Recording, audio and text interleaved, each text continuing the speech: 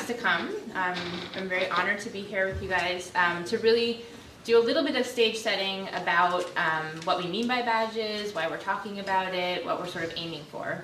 And when I look around the room, I see people who have been part of some of these conversations from the beginning, so you can just take a nap or bathroom break or something, because I just want to make sure that, again, we all kind of have the same baseline understanding, and then I have a little bit at the end about some kind of considerations around badge system design and thinking about badges, which I think will set up quite nicely to then see some examples of people who are doing some really great stuff with badges. So bear with me if this is boring to you. So what are badges? So badges are basically representations of skills, achievements, affiliations, interests. I mean, they really can capture everything.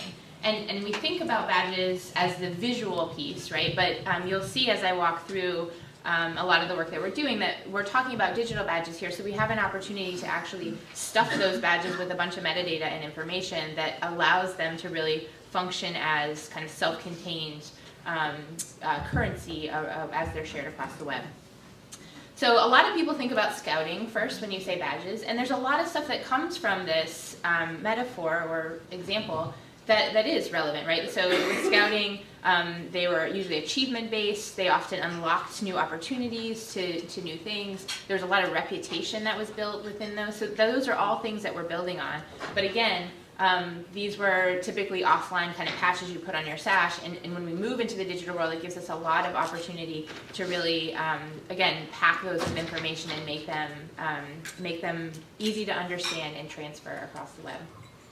So more and more we're seeing badges representing achievements on the web. And so this is Foursquare, which is kind of fun, and it's just about you sort of check in to various places where you are, and you earn badges once you've checked into someplace multiple times, or a bunch of people at the same time check in. Like, there's a bunch of kind of motivational types of things that are there, and people really love it.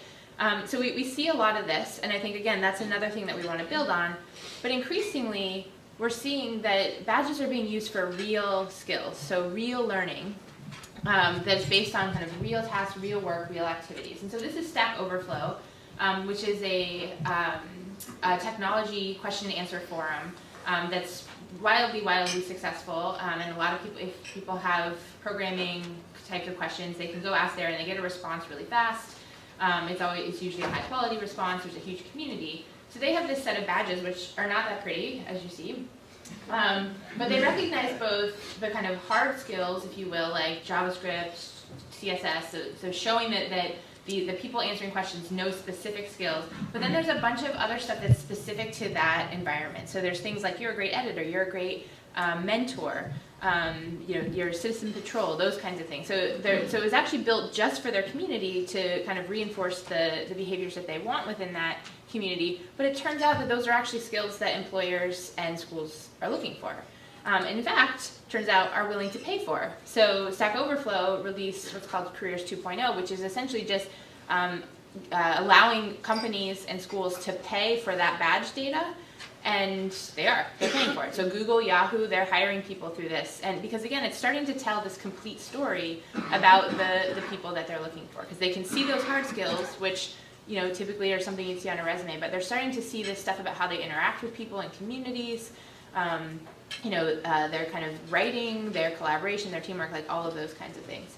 And I think Stack Overflow is a good example too, because I joked about them being ugly badges, but I think that, again, as I'm going to talk, it's important to remember that it's not about the pretty picture on the front of the badge, although that is an at-a-glance kind of visual component, but it's about the information that's behind the badge, which is the stuff we really care about and the meat that we care about. So with Stack Overflow, they're ugly, they're just words, but again, they're pretty meaningful to people with checkbooks, at the end of the day. Just kidding. So what if we use badges for learning? So these are just a few quick examples of people that already are. You're going to hear more today. But there's a bunch of open learning offerings out there, like Peer-to-Peer University, which offers courses taught by peers. And they have a whole set of badge systems that are both sort of the hard skill and the social skill badges. iRemix, DYM, I'm just going to talk to you today, has a bunch of stuff. They represent a bunch of after-school programs that, again, are capturing that learning that's happening out of school that wasn't captured before, right? There's a bunch of museums and science centers, like the American History of Natural Museum, who did a pilot around badges. Government agencies, we're working with NASA as one example, who have a bunch of really, really compelling curriculum and even on-ramps into things like internships and space camp, whatever, that are exploring badges there. And then community organizations like 4-H. So these are all examples of learning that is happening outside of school, legitimate learning, legitimate experiences, that in many cases is job relevant and is not currently recognized. Like, so before these people built these badge systems, it was not something that was recognized for these learners. It's not something that that sort of helped them understand that these are legitimate experiences, and it was not something that they could take back to school in any real way. So those are kind of the big spaces that we see badges plugging in. But before we get into that and kind of what it can mean for you guys, it's important just to remind everybody, or hear it for the first time, that we're not, so if we were to go out and all of the NASA and the museum, if each of them were to build a badge system and they were completely siloed, that would be still pretty cool for the kids that were in each one of those programs, right? Like, they still would be getting recognition within a single place that they're not getting. But we think we can do a lot more. So what Mozilla's really kind of been leading is this idea of, like, let's not just think of it as single badge systems, but let's think of it as a badge ecosystem, where an individual earner or learner can actually earn badges across lots of different experiences, pull them all together, and start to build that portfolio or that story about themselves through these badges. So that's when you'll hear the words open badges. When we say, we're not just talking about digital badges, we're talking about open badges, because again, we want this open ecosystem where the learner's controlling these credentials and can kind of choose, like, the ultimate vision is they can kind of craft their own path of learning, right, and get recognition for that. So these are just a few slides, again, showing a learner earning badges across different organizations, pulling those together into what's called the Badge Backpack, which is part of what Mozilla has been building called the Open Badge Infrastructure, which I'm not really going to talk that much about today, but I'm happy to if people are interested. But again, that's kind of like centralized repository, and most importantly to what everyone in this room will like is the specification, the metadata specification, which I'll show in a second, that ensures that those badges are information rich and are interoperable. But again, so the idea is pull all those badges together, and then you can share them out however you want. So there might be a certain set that you want to share with social networks, a certain set that you want to share with employers or other types of stakeholders, and then the ultimate goal is real results, as we say. Like, so that might be jobs, that might be credit, other learning opportunities, those kind of things. That's just the big vision. And then, so just again, a reminder that, and I say this probably like 20 times in my presentation, because it is the most important thing about the badges work, is that a badge is more than a badge. It's more than that picture on the front. It's about the metadata behind the badge. So this is just a quick snapshot from the Badge Backpack where you can see the information behind the badge. And there's things like, and this is just, it's cut off, but there's things like who the issuer is, when it was issued, if it's expired, a link back to the criteria. That's a required piece of every badge, that links back to the criteria, what someone had to do to earn that badge. An optional field for linking to the actual evidence. So you can imagine a badge pointing back to the artifact that the learner did to earn that badge. That could also include the peer assessment data. That could include kind of anything that we want it to. We're also moving towards extending this back to have alignment, standards alignment, so that you can put URLs to the standards that you're aligning with, as well as a taxonomy, more of a folksonomy, but so ways that you can start to tag badges so that we can kind of find all the badges out there about JavaScript or about biology. So again, this is probably so Mozilla could like walk away right now, and which we're not going to. But this metadata specification is the most important thing to help us work at this ecosystem level. Because if we just conform to this, one, that means badges are interoperable for learners, and two, that means we're ensuring that each badge has the information with it that you need to understand it, or that anyone needs to understand it, regardless of where it's shared, kind of across the web or across their lives. So why badges? So, I mean, some of this has just been coming out as I've been talking, but I think it's pretty clear, obviously to folks in this room, as well as the folks talking after me, that learning doesn't look like what we imagined it to be a while ago. So learning is not seat time anymore, right? That is one piece of somebody's kind of learning ecosystem, or this connected learning environments that we talk about a lot. But there's a bunch of other opportunities out there. So there's, again, all those slides I went through with open learning, agencies, after-school programs, libraries, museums. There's so many on the web. Like, there's so many places that learners are already learning things. And so a big part of this is just about recognizing that, is really about like making that real for people, and allowing them to take that back to stakeholders that they care about. So it's about, really redefining learning in a way, or recognizing it, so that we legitimize learning regardless of where it occurs. It gives us the flexibility to really look at new types of learning. So things like 21st century skills, or we're sort of like, those types of skills are being invented all the time. As technology advances, as our world changes, there's new skills that come out that we need to kind of empower our youth with, or our adults even. Formal curriculum takes a while to catch up, and this kind of gives us the ability to be flexible and innovative. And again, it's about legitimizing and, most importantly, connecting it. So it's about the learner really being able to pull all the pieces together, craft their paths, however it works, of all that learning that they have, and have a collection of credentials that really tells a story about them. So we think badges can help us get there. There's a little asterisk here that it's not about just the badge, right? It's about the learning and assessment behind the badge, which I'll talk a little bit about. The badge is just the recorder, or the record on top of some learning and assessment experience that has happened. So what does this mean for you fine people of the Learning Labs? So I think there's tons and tons and tons of opportunity, and so I'm just going to quickly run through some of the, I think, opportunity areas and some specific things to think about. You'll see some examples, but then we're always around to dive into specifics with anyone. But again, there's learning happening at the libraries. Some of this is silly just saying this out loud, but it's obvious. But it's about capturing that, right? It's about recognizing it. It's about legitimizing that for people. So PowerPoint's weird. So sorry, I had to convert from Keynote.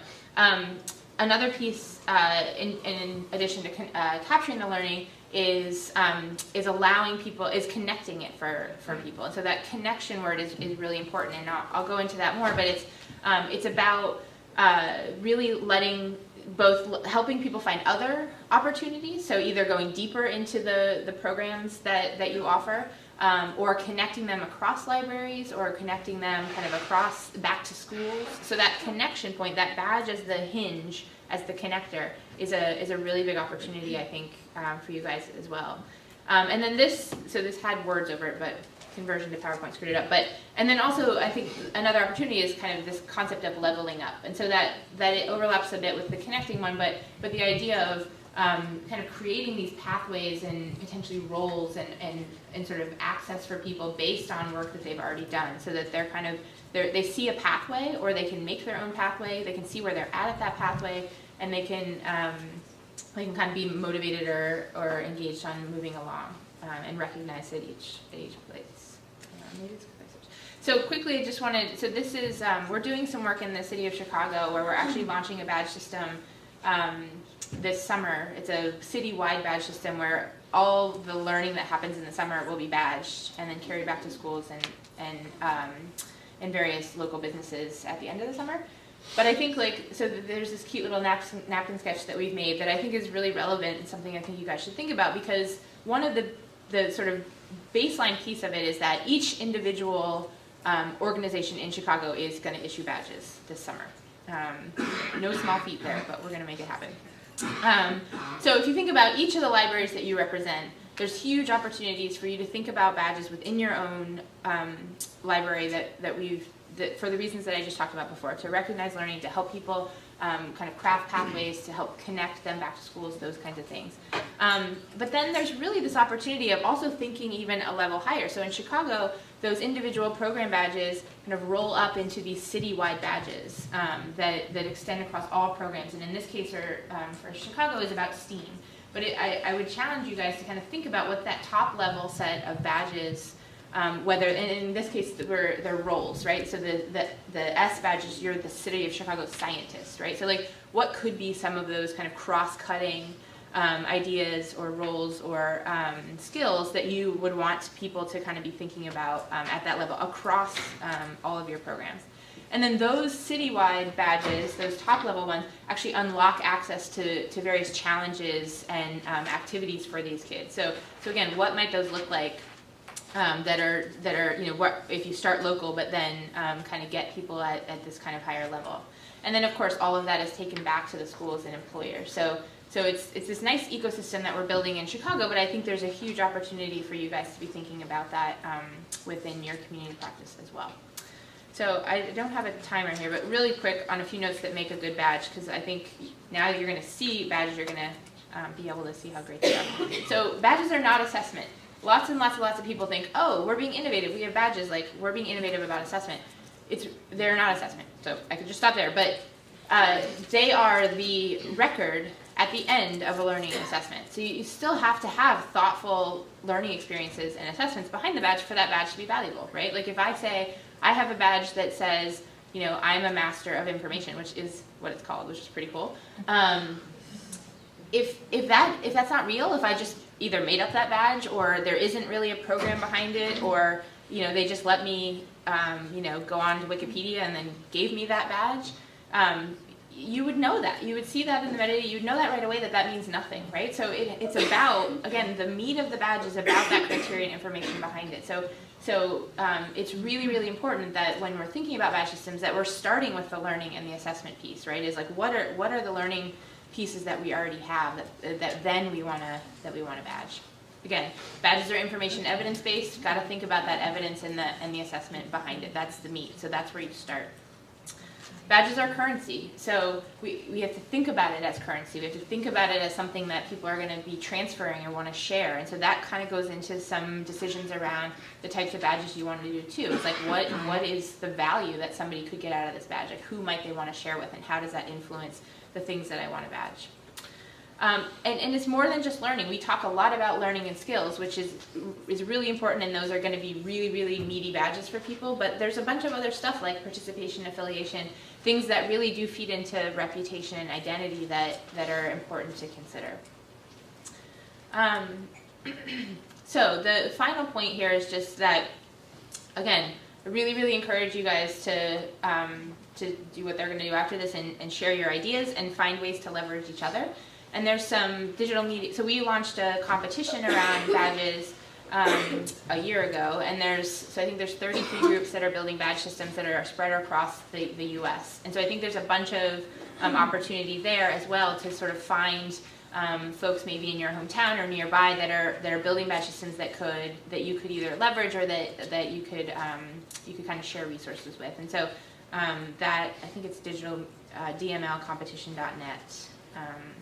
If you want to kind of search that kind of things. So this is all, I've already said this, but again, start with the learning experience, think about the assessments, think about how these badges can connect both the kids to other opportunities, but connect your programs even as well. So that's all.